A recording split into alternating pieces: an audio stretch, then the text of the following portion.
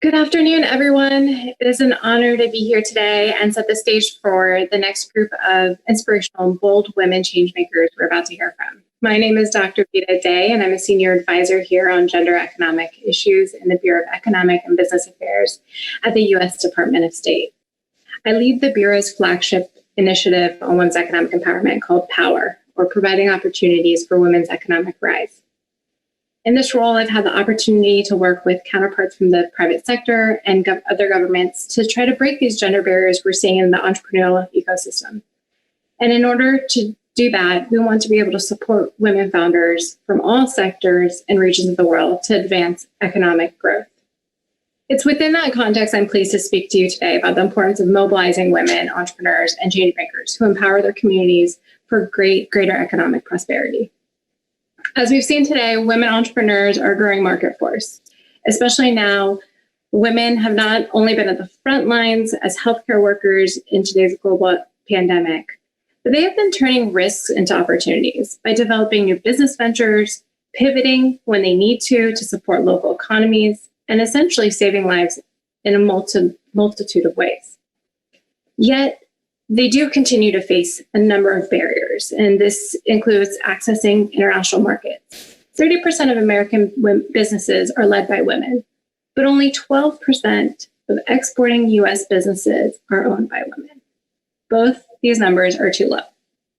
Prior to joining the Department of State, I was a social entrepreneur myself, working on translating water treatment technologies to emerging markets from the U.S. to South Africa. And I saw firsthand how entrepreneurial ecosystems are only as fruitful as they are inclusive of their community. Inclusion is key to translating innovation into economic opportunity and essential to finding solutions to the development challenges we see today. At the U.S. Department of State, POWER aims to address just that. POWER engages the U.S. private sector and works with U.S. diplomatic missions to build global professional networks for women entrepreneurs, and specifically to meet their needs to help scale their businesses, increase employment and economic opportunities at the community, regional, and international levels. We are committed to succeeding in this effort. Recognizing that the pandemic has accelerated the adoption of new technologies, many of our upcoming programs will focus on addressing the systematic barriers women face in digitalization. This includes partnering with the UN International Telecommunication Union to help close the digital gender divide, and our latest partnership with Google, a Women's Tech Founders Program that Ambassador Bernadette mentioned earlier today. This partnership with Google enables us to leverage Google's technical expertise and the Department of State's diplomacy tools to convene like-minded partners to support women in the tech industry. On Monday, March 8th, we are launching the first iteration of this partnership through our embassies in Bahrain, Egypt, and Cairo, and looking to engage women across the region. Over a 4-week period, a select group of women tech founders will receive technical and soft skills training while also building networks to expand across the region and the U.S. As we listen to the next panel and their amazing accomplishments, let's remember to celebrate the importance of entrepreneurship and innovation, especially the creativity, strength, and vision of women entrepreneurs. I'm pleased now to welcome Dr. Angela Jackson, Managing Director of New Profit, who will be our moderator for the next panel. Thank you, and happy International Women's Day to everyone. Well, thank you, Dr. Ehdaie, for those remarks. I have to tell you again, Angela Jackson, Managing Partner at New Profit, where I lead the future of work investments and strategy. I'm so excited to be here with you today and around this conversation. Founding Females Shaping, Not Waiting for the Future. We are joined today by 3 phenomenal women founders, and let's get to it and introduce them. The first is Ashley Edwards. She's the founder and CEO of MindRight. She's advancing health equity by making mental health racially accessible and inclusive. I have to add that she's also the first Black woman in New Jersey to raise over $1 million in VC funding. Next, we have Ahva Sadeghi, who's the co-founder and CEO of Symba, a venture-backed, all-female founded tech startup on the future of work. She was also one of the first John Lewis Fellows and Forbes under 30, excuse me. And Laurel Taylor, the founder and CEO of Future Fuel IO, which empowers our next generation workforce to earn their way out of debt in partnership with the private sector. And Laurel, I'm going to start with you and just say, first of all, congratulations. I saw the announcement that you raised $10 million. Tell us a little bit about how you've been able to do that, especially in this climate of COVID. Dr. Jackson, so thrilled to be here. Yes, we were absolutely thrilled again to announce our $10 million in Series A1 funding. We've raised $26 million to date. We actually took a bit of a different approach to this capital raise. We were incredibly focused on not only injecting capital, but also commercial distribution. So as a startup fintech that exists to crush student debt in the workplace and beyond, UBS actually led our Series A1 funding, and UBS is committed to addressing the full spectrum of financial health and wellness within the workplace, but also thrilled to share that Salesforce Ventures, the Salesforce Impact Fund, Fiserv, UBS, and our venture capital community, 100% of our major investors re-upped their participation as well.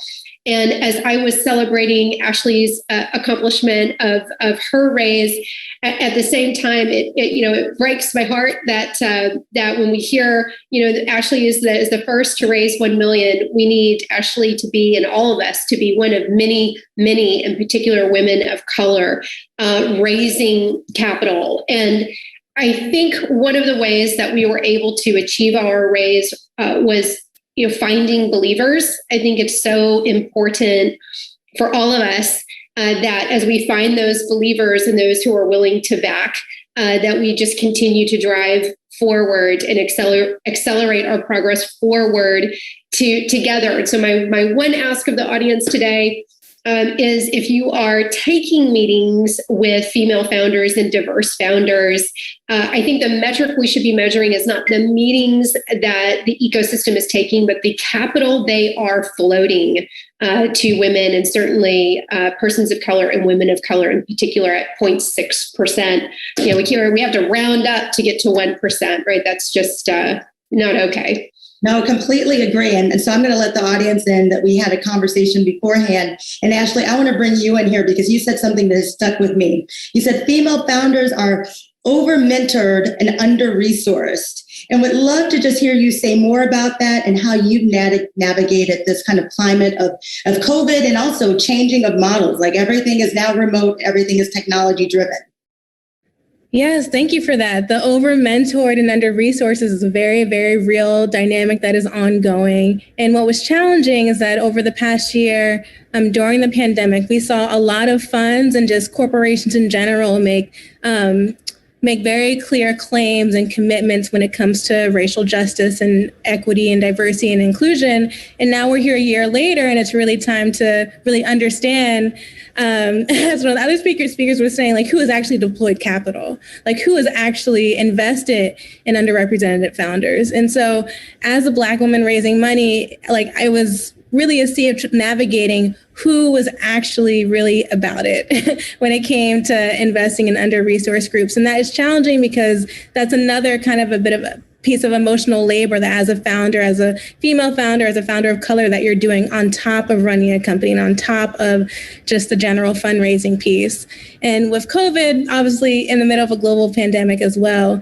And for us, we were fortunate because our service was remote before the pandemic. We offer mental health coaching over text message. And so for our business, we didn't have to pivot or iterate as much as others, which I'm really grateful for. But regardless, just being a founder and trying to take care of your team's needs, not just trying to meet milestones, but how are people doing? And especially us as a mental health company, it's a consistent challenge to make sure that everyone's emotional well-being is okay at work, because at the end of the day, we are all still working in a crisis. And I think sometimes we kind of normalize that, but it shouldn't be normal. No, I completely agree. And so, Ashley, what I'm hearing from you for the investors who are sitting in the audience, we're looking for receipts. So it's not how many meetings have you had, it's how you've invested. And I want to bring you in, Ahva, because I think one way companies can contribute is by their hiring practice and who they're bringing in. And so can you talk about a bit about your model and how it has resonated in this time where people are working and doing more internships via distance? Absolutely. Well, thank you so much for having me. I'm excited to share a little bit more about Symba. And when we started our model with Symba, we were pitching this notion of remote internships back in 2017. And teams told us that would never happen. And so all of a sudden, the market shifted in a lot of ways, and our team was able to find product market fit in a very critical time. So that opened the doors for us as we started to scale our work with many of the companies that we work with, because now they say, we can actually expand our pipeline and access talent from anywhere. So they said that was one silver lining, was that they flipped the model on their head and they began to pivot and understand how technology and remote work can actually be a pathway for good. No, I think that's excellent. And as we think about women businesses, there's a fact out there. When you all do good, our communities do good, right? So if you have a female founder, they're 2.5 times more likely to hire other females and people of color into their organizations. So can you just talk a bit more about, Laura, I'm going to go to you on this one. What does it mean when women founders are operating subscale? They're receiving less venture capital, but they could have more impact if they receive the funding. Yes, well, certainly as we're building companies, as we're creating job opportunities for others, we're able to resource demand in the market based on the capital from which we are operating. So as founders, we are all obsessing on our revenue targets, on our cash burn, on the health and wellness of our employees, particularly as Ashley shared, the mental health and wellness of our employees. And this capital enables us and empowers us to create change. So this week, we actually extended 3 offers to women and women of color in the product and design function of the organization. I challenged our leadership team to only bring women and persons of color to the opportunities that we're sourcing. But certainly, as we think about the impact we are all making, and we spoke a little bit about pivots, and Ahva shared, the market met you where you already were. We were able to, with the additional capital that we've been able to raise last year, we were able to expand our go-to-market through financial services companies like Chime, who serve the underbanked, as well as direct-to-consumer, and generate $22 million of savings on the student debt of the users that we serve.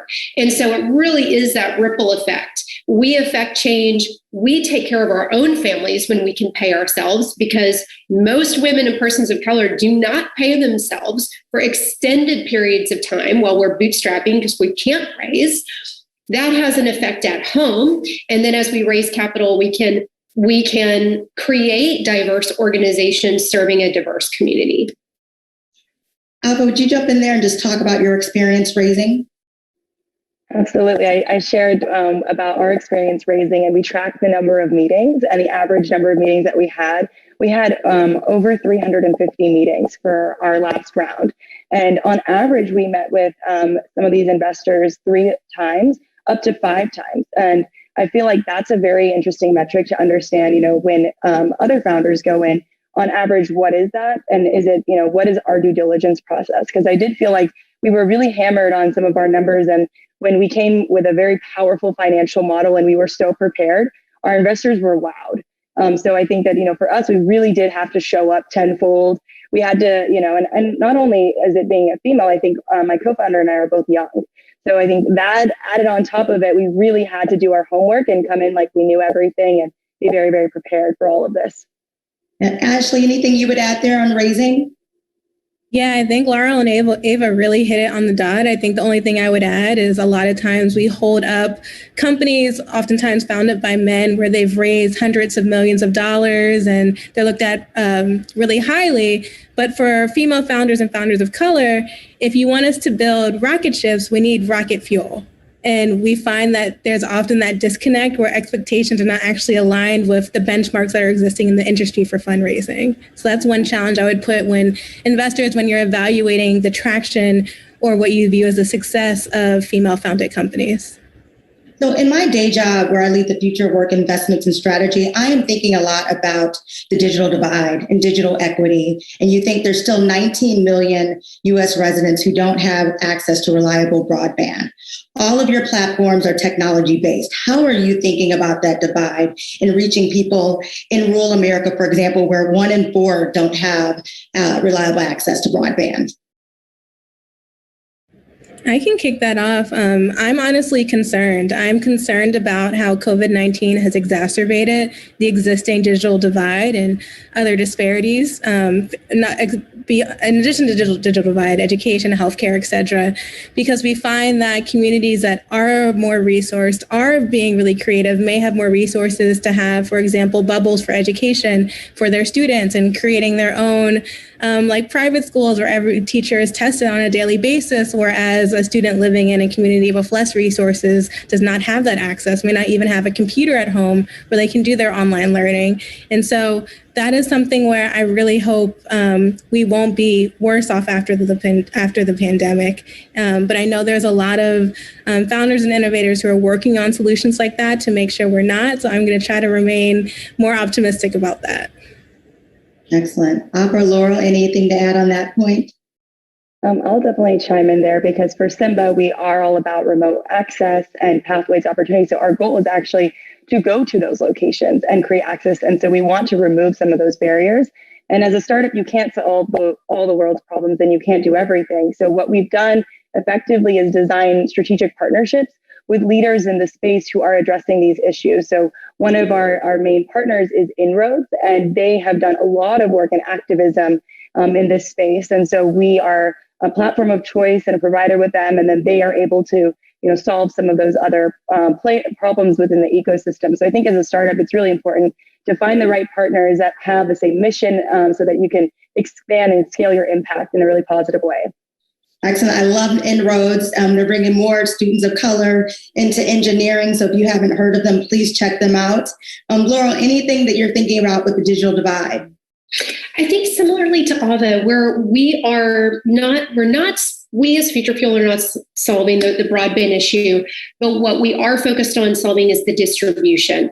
And so 2/3 of student debt is held by women and persons of color. We also take on more debt, and it takes longer to pay that debt down.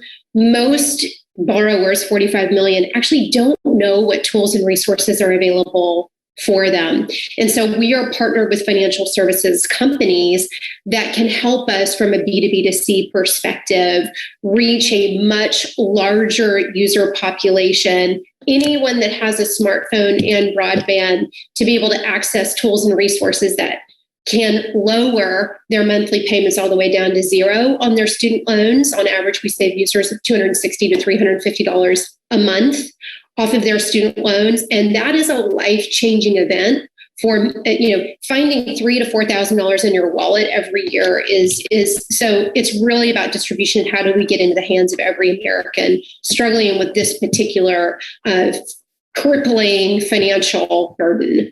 Especially when we know that most Americans, right, can't afford a $400 emergency. Every dollar really does count. So I know we have a lot of people in the audience wondering, what advice might you have for people who are thinking about founding a business? And I'm sure you all get asked that all the time, but I think on this panel, we want people to level up. So what is something that you wished you would have known or you would have done differently in founding it, your organization?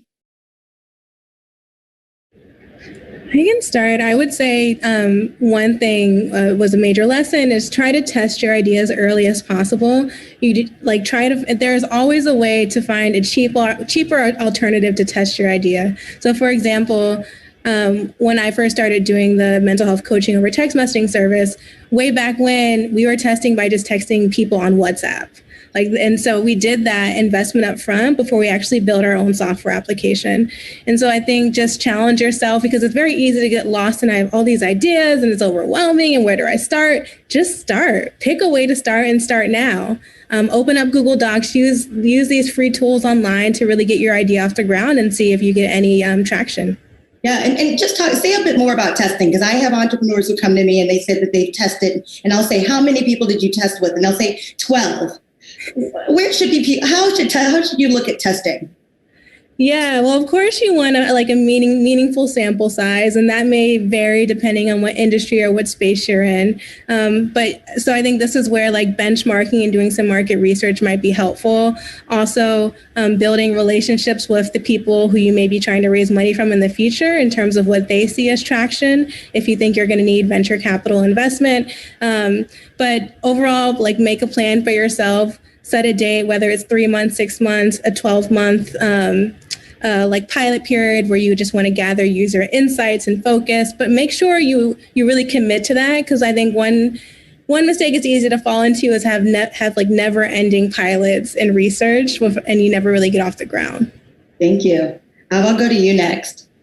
Yes, and I love what you said, Ashley, because for us, and every time I think about starting a company, it's like a science fair experiment. You have this hypothesis that this idea, this concept will make people's lives better in some way, shape, or form. So you do have to have like a data set that's like statistically significant that can actually show that your hypothesis and your startup idea is really important. So I think for us, coming from the B2B space, I think one of the biggest mistakes was we did unpaid pilots for a really long time. And people were willing to do an unpaid pilot with us because they liked our team. They wanted to support female founders, but they didn't really need the solution. So it's really important to ask, even if it's like a cup of coffee price or something small, get people to spend on it, because then they'll actually use it. And then you'll understand the data, and it's better data to work with. That's fair. Laurel, anything to add on your side? I so resonate with both of the comments made. MVP, fail fast, place value on your time. There's no such thing as a free pilot for you as the entrepreneur in your team. And I'm going to get a bit tactical for a moment as we think about taking meetings with those who actually float capital to women. I would encourage entrepreneurs to reach out to women entrepreneurs who have raised. Ask to pitch them.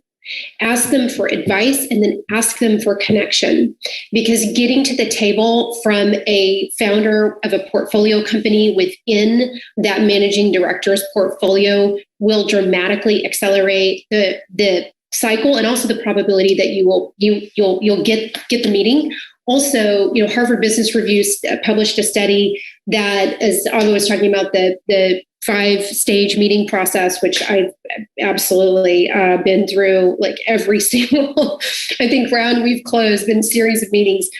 The prevention versus promotion question. So women tend to get the risk focused.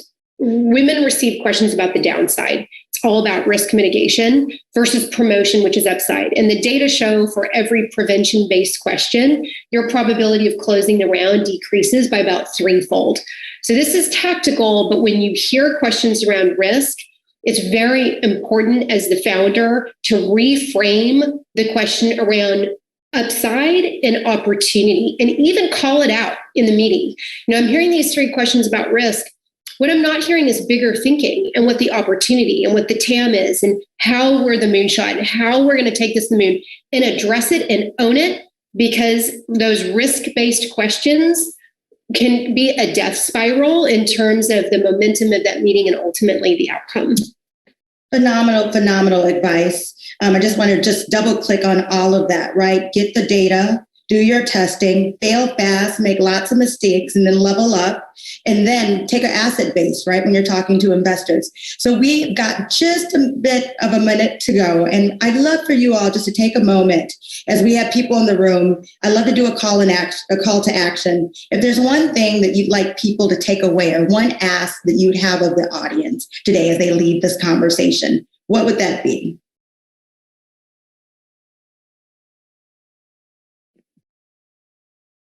I would say float capital to women and do business with women. That's how you help build diverse companies in our economy. I also second that as far as doing business with women. Get risky and take a chance and innovate on an idea, and don't always fall into the traditional way of thinking. Be excited to collaborate and be a part of the design process with female founders. I'll third that. And I would just also say for investors, please, please, please do an audit of your investment practices to really understand how you're looking at what traction means for different founder profiles. I want to thank you three ladies. This has been amazing. Please watch them. MindRight, Symba, and Future Fuel. I have to tell you, we're excited to have you. We're excited to watch you grow and want to thank you again for being here with us. Have a good one. Thank you.